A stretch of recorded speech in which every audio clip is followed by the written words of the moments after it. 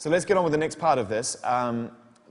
He's in the flesh, luckily, so we can applaud him properly. He's a man who has a huge respect for all kinds of music, and the first time I came across his music was when he made his debut album, Here Comes a Fuzz, as a rap producer, and I couldn't believe the length of the guest list and who he'd lined up for that record. I was like, everyone was on it. From Jack White to Rivers Cuomo to Ghostface Killer. It was an incredible lineup of artists and guests. And from there, of course, he's gone on to have huge acclaim and great success with his own records, doing versions, pretty much reinventing the concept of covering artists and turning it into his own kind of thing. And as a producer, he's worked with everyone from The Light to Kaiser Chiefs to Amy Winehouse, for which he won a bunch of Grammys. And most recently, he's also worked with people as diverse as Black Lips, Daniel Merriweather, and I'm sure I'm missing a couple. Without further ado, please put your hands together and welcome up here for the BBC Introducing Musicians Masterclass, Mark Ronson.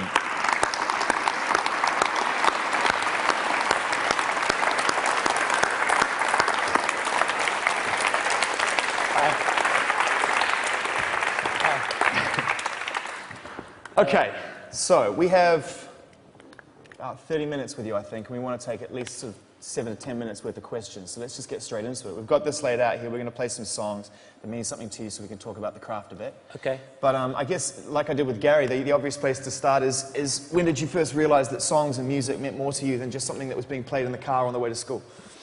I think I was always pretty obsessive about music, because the first kind of clear memory I have is of waking up in my parents' house when they'd play music really loud, and they'd be having these like wild things at 3 in the morning, and I'd come down and sit in front of the drums and play air drums. I would always pretend that I was playing drums in the song. And I started playing drums, and I remember like my first record player, like the Sony one, that was my first Sony. People are like, what's a record player? It's like this thing, and you put the needle on it, and I remember like I would just sit there transfixed, like just keep going like that, because I loved like the sound it made when it, touched the thing. So I don't know, everything about my life I remember in terms of music and songs. When did you get your first break as a writer? And not necessarily in terms of releasing songs or signing a record deal, but when was the first time that somebody actually showed you some kind of encouragement?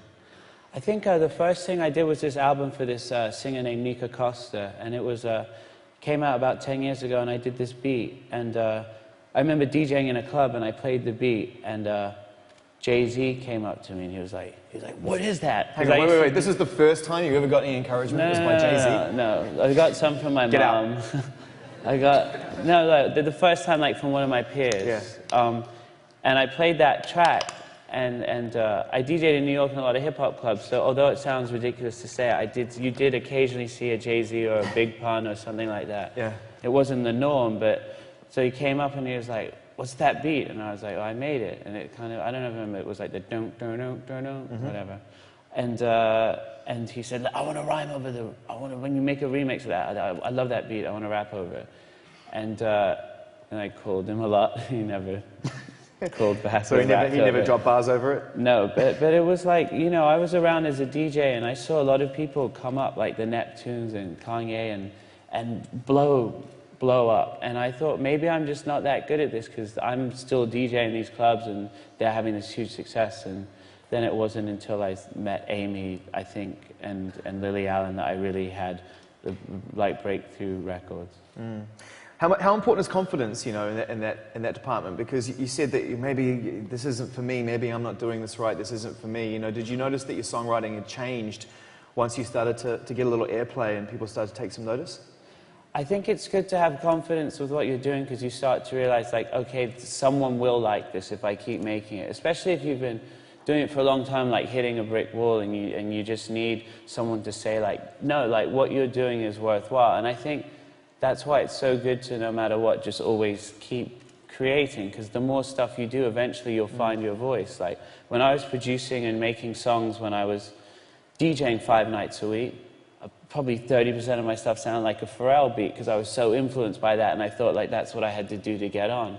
And it wasn't until I found my own sound a bit, maybe mixing elements of things that I was inspired by and like DJ Premier style of drums, but with horns, live horns from the Dat Kings. So creating your own sound. And creating your own sound, and then yeah, I think I think you see people like Prince say, like, I never listen to anybody's music other than my own, and they maybe know they're a genius. But me, I need a little bit, every now and then, some encouragement, as I think we all do, to know that we're on the right track.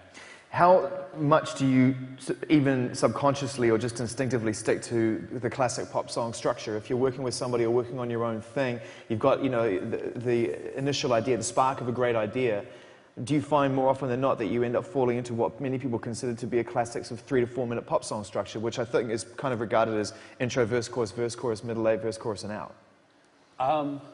I wish I was better at that. I mean, put it this way, I'm not like Animal Collective and like Radiohead, like really doing, you know, 6 minute sort of abstract compositions, but a song like Bang Bang Bang, for example, is quite unconventional, and it's like... It's almost like in reverse, isn't it? The chorus almost comes in... I don't get it, why she's singing, then there's a rap, and then it's going to the chorus, but then she's going to come and singing again. I just sort of go with what feels right, and I think that's good to do as opposed to sometimes what's conventional, you know? Like in the middle of Back to Black, the middle eight part, like it completely slows down and goes from sort of major to minor. And so what got you there? Was it just a sense when you were listening to the initial tracking or listening to the initial demo, like this could be a cool idea, or did it feel more natural than that?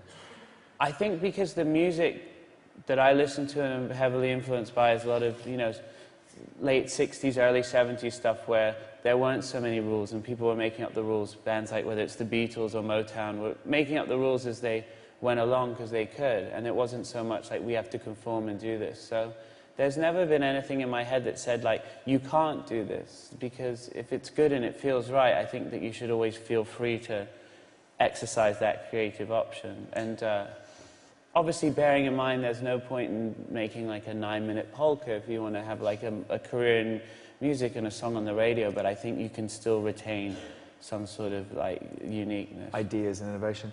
You are a collaborator, and that's one of the reasons we got you up here, is that it's not just about your songs and one view of how you write, like with Gary. He's written for other people, but primarily he was talking from a take that perspective. Yeah. You know, you've made had huge success collaborating with other people. Right. That's a difficult thing to do. Not everyone can do that. Yeah, I think that that's something that I've always really enjoyed and fed off the creative energy of other people. And, you know, alone, all I really come up with is like the chords and the beats. I'm not a big lyric person, I'm not a big melody person, so I rely on like these brilliant people, whether it's, you know, Andrew Wyatt, who wrote Somebody to Love Me, who's in Mike Snow, and even wrote part of that Bruno Mars song, Grenade. Like, he's so versatile. I didn't even realize that. Did anyone else, I mean, how many people know who Andrew Wyatt is, just out of interest as songwriters from Mike Snow? There's a few over there. That's a really interesting point, because some of the great songwriters who are out there making all the bucks, we don't even, you know, most people don't even know who they are, because they're the ones that are contributing ideas and phrasings and choruses, and Andrew's making a name for himself in that, isn't he? Yeah, and really versatile. If you think that he wrote Change from Daniel Merriweather, you know, his first single, and then wrote the brilliant Mike Snow stuff, and even has, you know, co-wrote the Bruno Mars thing, and I like what he does because he comes from a very pure place, I think. Which is what?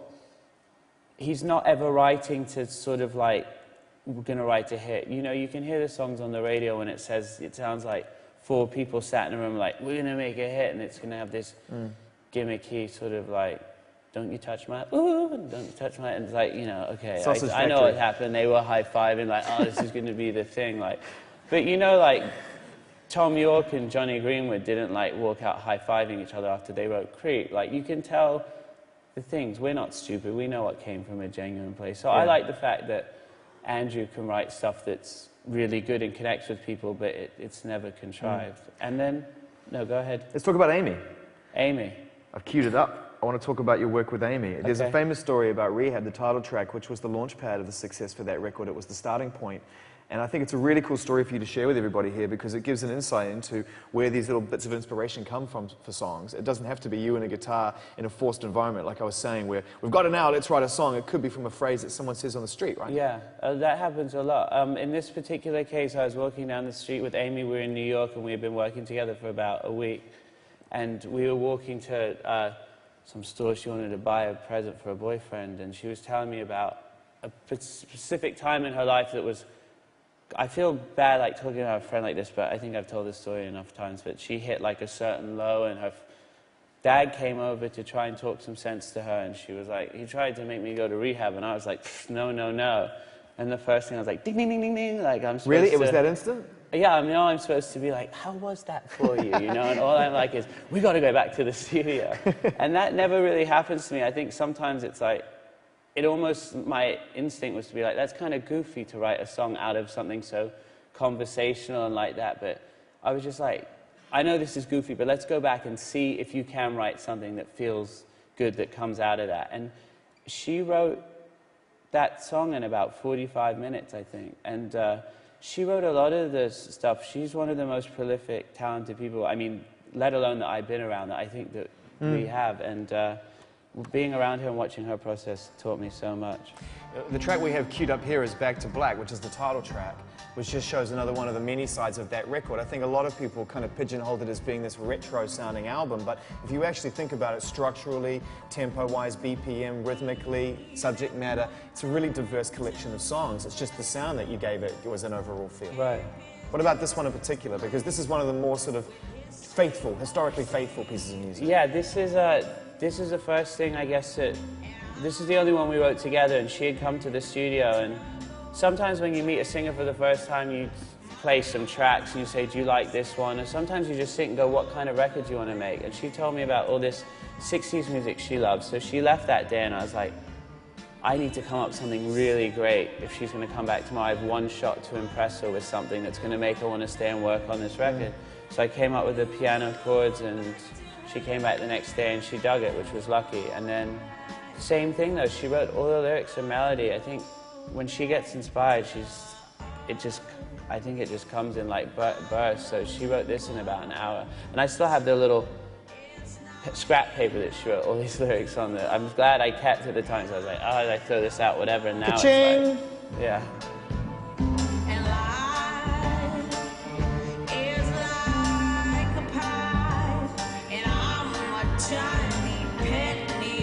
Really interesting chord structures in this as well, which is, I know that you wrote the music for this song and you arranged it and put everything behind it. It's a lush arrangement, full of strings, full of layers, really wonderfully put together, but not your conventional pop song. It feels quite minor, it feels quite melancholy, doesn't it? Yeah, it is. I don't know, I just think that, to be honest, I don't know what I was thinking. I was like, I just wanted something a bit dramatic, and she had been talking to me a lot about, she liked the Shangri-Las, like, who always had these like breakdowns that were really dramatic, and the thing, it was like, I'm going to throw myself off this pier if Johnny doesn't come back to me. And I was like, I got to give something that like hits her like that, and then the clanging chimes of doom. What do they like to record? Very quick. Just one hit, so you need. And working with the string section as well, this early on in your career, to have embraced a string section on this level and brought them into a room and to create a soundscape this ambitious early on, you must have been learning on the spot. Absolutely. Chris Elliott, who did the arrangements, was really great, and he sat, and I had references. I think a lot of good producers I know are like real music nerds, and we all know our eras and what you kind of want to put across, and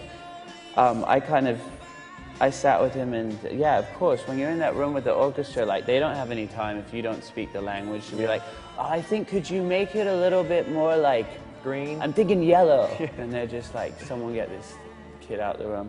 I don't know. It all happened pretty fast with this record, so.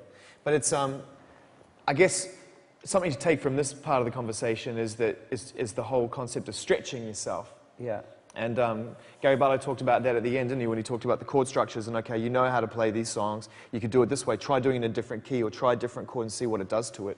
And I think that's where the really great music comes from, is musicians who stretch themselves. And you've thrown yourself in the deep end more than once. I mean, you seem to, I've spoken to you around the time you've done projects or you're about to do projects, you sort of agree to do them and then you worry about it later.